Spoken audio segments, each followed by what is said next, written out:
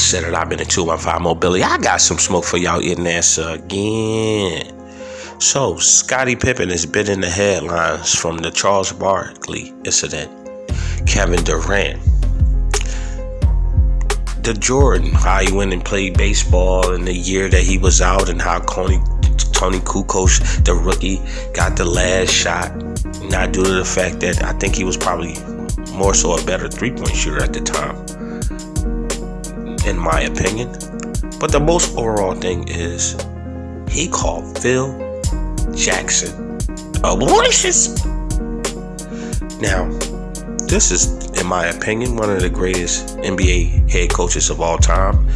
Overall, I would say in any sport, I would have to put him up there with Belichick.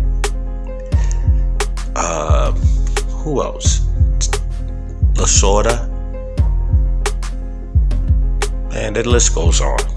But here's the video, y'all. I don't even want to get in all that.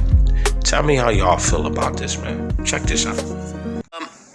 Help me understand the GQ article where you talked about the 1994 playoff game when you refused to go back in the game and Phil set up the play for Tony Kukoc.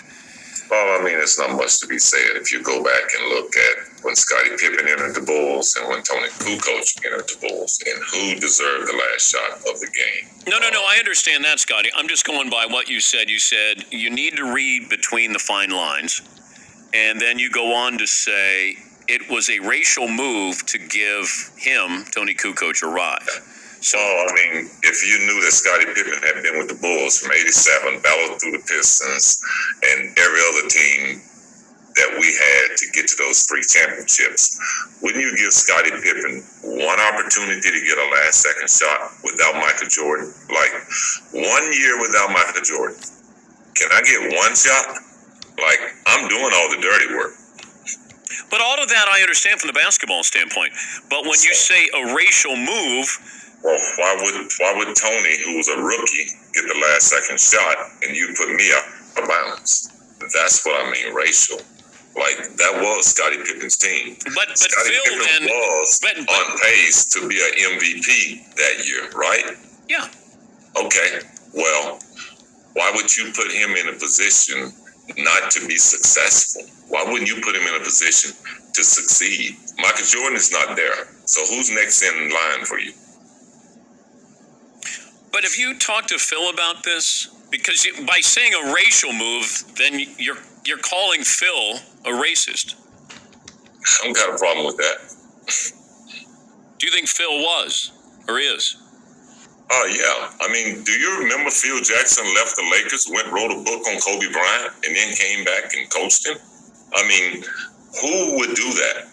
You name someone in professional sports that would do that, you know?